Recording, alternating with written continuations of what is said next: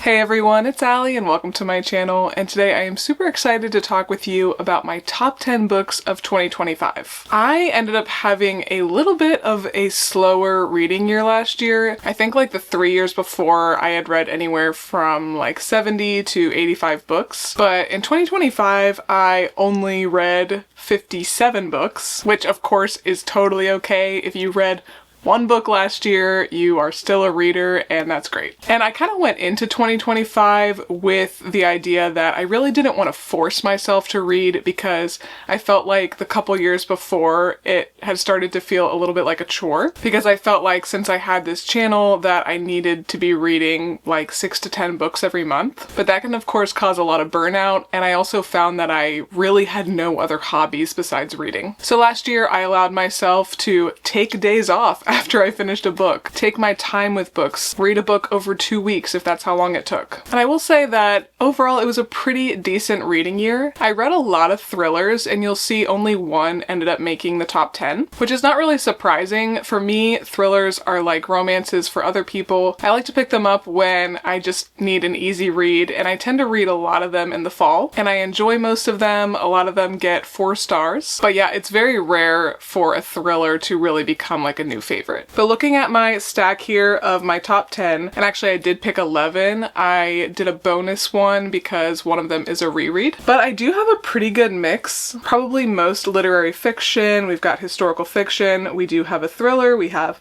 a detective series, we even have some fantasy, so it is kind of fun that my favorites were really across all genres. But enough chit chat, let's go ahead and get into the video, and these are in no particular order. So starting off, we have The Marriage Portrait by Maggie O'Farrell. I read Hamnet in 2024, and that definitely is her most known book, and it actually did just become a movie, so I still need to see that. But I loved Hamnet, I loved the writing style, so as soon as I finished that one, I was like, I'm just gonna be on the lookout for anything by Maggie O'Farrell, and thankfully she does have a pretty long backlist, so I still have a ton to read from her. But I did find this one at a thrift store, so I was thrilled about that, and I really liked it a lot. That's obviously why it's in this stack. I will say I did not like it quite as much as Hamnet, but both are good, and she is still for sure going to be an auto-buy-author for me. So this book is set in Florence, in Italy, in the 1550s, and we are following Lucrezia, the third daughter of the Grand Duke. And she is married off to this guy, Alfonso, and she discovers the longer that she's married to him that he's not quite as he seems. And this is based on a true story. Same with Hamnet, they both are like quite loosely based on real people. So I really like that about Maggie O'Farrell. I think it's a really interesting way to write historical fiction, taking very, very little pieces of information about someone and then writing a whole story of what could have happened to them. And same with Hamnet. Kind of the cool thing about this book is you know how it's gonna end. You know it's not gonna go well very early on, but you don't know how you're gonna get to that point. So beautifully written. I also love her covers, and I would highly recommend picking up both this book, The Marriage Portrait, and Hamnet, and I'm sure all of her other ones. Okay, now this was actually the last read of the year. I really wanted to squeeze this book in, and that is Fredrik Backman's My Friends. Now, Fredrik Backman is absolutely one of my favorite authors, an auto-buy author for me for sure. I think I've read everything except there's one random one that I have not read yet. But he has probably about like 8 books out or so, and he is a Swedish author, and he writes literary fiction, and all of his stories have really, really great character development. A lot of the topics in his books are quite heavy, so I would recommend looking up trigger warnings. But I think I've given every single one of his books 5 stars. This was not personally like in my top couple, but yeah, still a 5-star read for me. And this follows an 18-year-old girl who has just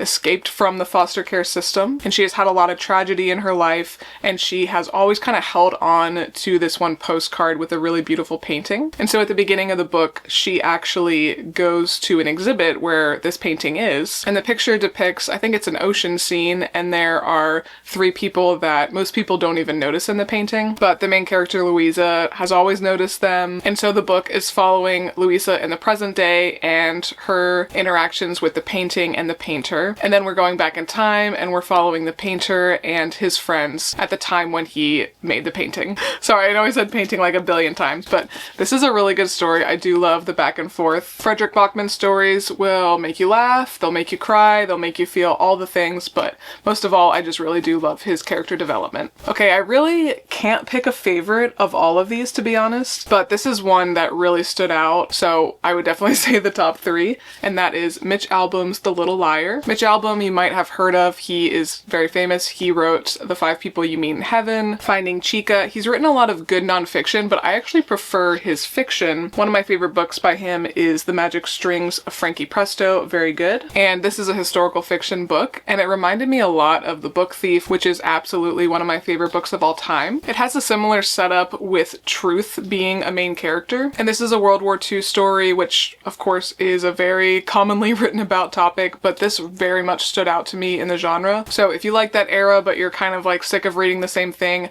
highly would recommend checking out this book. And it is a saga basically, and we're following 11-year-old Nico Crispus throughout his life. Another author that I've come to really love just after a couple books, and that is Amor Towles. And this book is Rules of Civility, which I believe was his first book. I feel like I'm having a hard time even summarizing this book. I read it earlier in the year in 2025, and it is a historical fiction. It's set in the 1930s, which I do think is a cool era. And I'll just read you the blurb because it explains it better than I could try to remember to. So it's set in 1938, New York City, following young secretary Katie Content as a chance encounter with a banker, Tinker Gray, propels her into the city's high society, exploring themes of love, class, and identity through a vivid jazz age setting. So I really like that. Again, it's kind of in that World War II era, but it's a whole different setting than the typical war story. So I really enjoyed that. And then, yeah, you are looking at kind of 2 different classes, and it is a bit of a slice of life of how the world looked at that time. But it's very well written, and I am currently reading A Gentleman in Moscow, and I am enjoying that a lot as well. Okay, now let's jump to the one thriller that really stood out to me, and I did read a lot of solid thrillers, like I said, but this one actually was 5 stars, and that is Claire McIntosh's Hostage. I had read another book by Claire McIntosh a couple years ago, and it was the first book in what is currently a trilogy. I don't know if there's going to be more books added to the series, but this book is not in that series. It is a standalone, and as you might be able to tell by the picture, it actually is set on an airplane, which I do really like. And I just kept thinking the whole time this would be a great movie, but it kind of is like the classic airplane thriller story where there is a woman on a plane and she gets a note that says the following instructions will save your daughter's life, and she's trying to figure out who's behind the threat. Is she going to save the people on the plane? Is she going to save her daughter? And so yeah, that is a little bit of a classic setup, but there were a lot of twists and turns throughout, and then the ending really got me. I thought we were there, and then Claire said, just kidding, big twist, and I really liked it because it was a bit of an imperfect ending, and I don't love when books are all very neatly tied up. So that was great. And talking about imperfect endings, this is another book that massively stood out to me. I read this earlier in 2025 as well. So this is The Bee Sting by Paul Murray. I just happened upon this book on Book Outlet. They have this tab on there that I think it's like award winners, and I like to look on there just to see if there's books that of course have received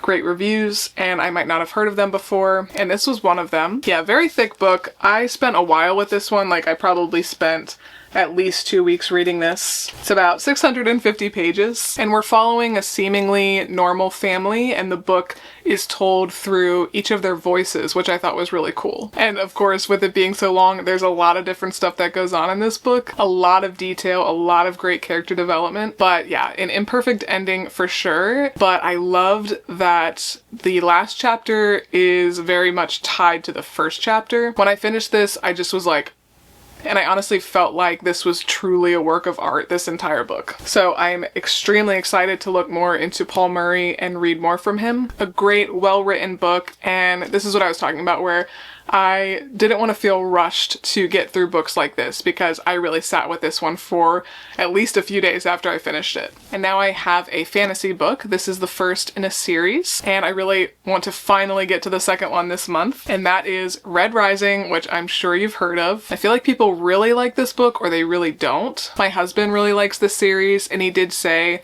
that he thought I would like the first one the best, and I probably would like the books less and less as I read through them. them. I think there's 6 out right now. This was very brutal. It reminded me a lot of Hunger Games, probably even more brutal. And I do feel like, even though I know a lot of women who like this series, it did feel like a bit of a guy's book. So if there's a man in your life who is maybe a reluctant reader, but he does like some fantasy, I would recommending this to that guy. And yeah, even the one blurb on the front says, Ender, Katniss, and now Darrow is the main character in this book. So it's kind of a classic story, classic sci-fi story of there's people on top and then everyone else is way down below. And they're used basically as slave labor. And Darrow is in that class, which is called the Reds. And the people who are like on top of society are called the Golds. And this story is basically him infiltrating the Golds without saying too much. And there's a big competition that takes place, and it is very, very violent, so that is the majority of the book. But like all these other books that I enjoy, it is well written, and it absolutely stood out to me as one of the best fantasy books that I've read in quite a long time. So yeah, my goal is to read a book a month from the series, because I think I do have all of them, except for maybe the last one. I just want to read one a month until I finish it, so probably in like April or so, because I'm really bad about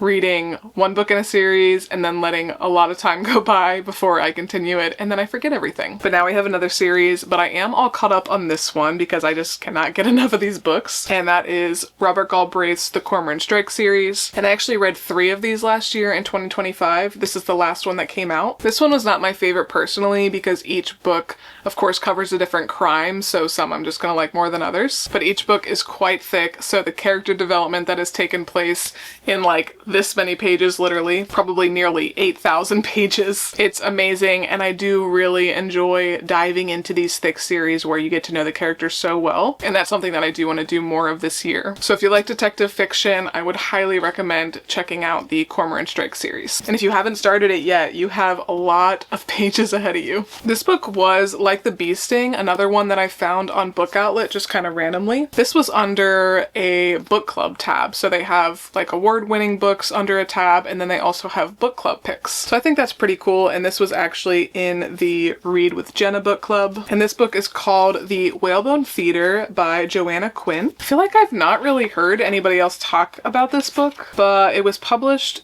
in 2022, and I think this might have been her debut novel. But this is a really epic saga. I love a saga. And we start out in 1928 when a whale washes up on the shores of the English Channel. So I loved the setting. I could totally visualize this whole book, and I really do hope they make this and like all these other books into movies. Some of them they already have. But we're following 12-year-old orphan Christabel Seagrave, her sister Flossie, her brother Digby, Maudie Kitcat the kitchen maid, Terrace a visiting artist. So we're following all these different people throughout their lives, and it goes through the World War II years. And like many of these other books, there's happy times, there's sad times. I really don't like when everything is too neatly tied up and just very unrealistic. So this is just a beautifully written story basically following a family during the war era. But I did think that it was very unique, so like A Little Liar, if you do like that era but you're looking for something different, I would highly recommend picking this up. Okay, last book in my top 10, and then we'll jump to the honorable mention, which is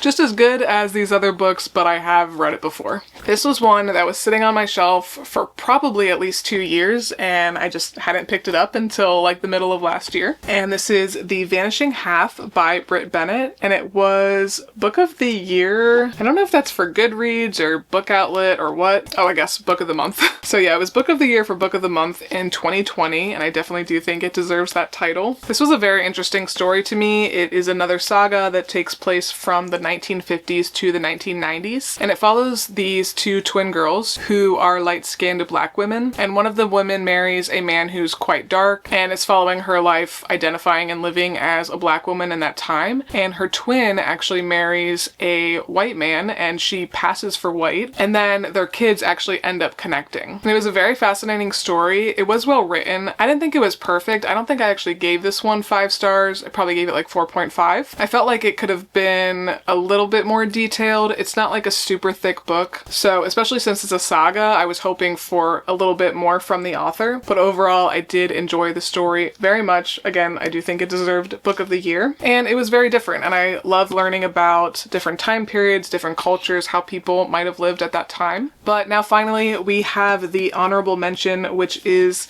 The Distant Hours by Kate Morton, who is Absolutely one of my favorite authors. She's like the top name that I Google trying to find out when her next book is gonna come out. My mom introduced me to Kate Morton a very long time ago, probably when I was in like late middle school or early high school. So I read this one probably when it first came out in 2010. So yeah, I would have been a junior in high school at that time. And I believe all of Kate Morton's books take place in 2 time periods. So we've got someone in the present day who is finding out more information about people of the past. And it's historical fiction, but it's also usually a bit of a mystery. So the person in modern time is Edie, and she gets a letter which leads her to Milderhurst Castle, where the eccentric Blythe spinsters live, and where she discovers her mother actually stayed during World War II. So 2 of the Blythe sisters are twins, and they spent most of their life caring for their younger sister Juniper, who hasn't been the same since her fiance jilted her in 1941. So the main character Edie is finding out more information about what happened, what led to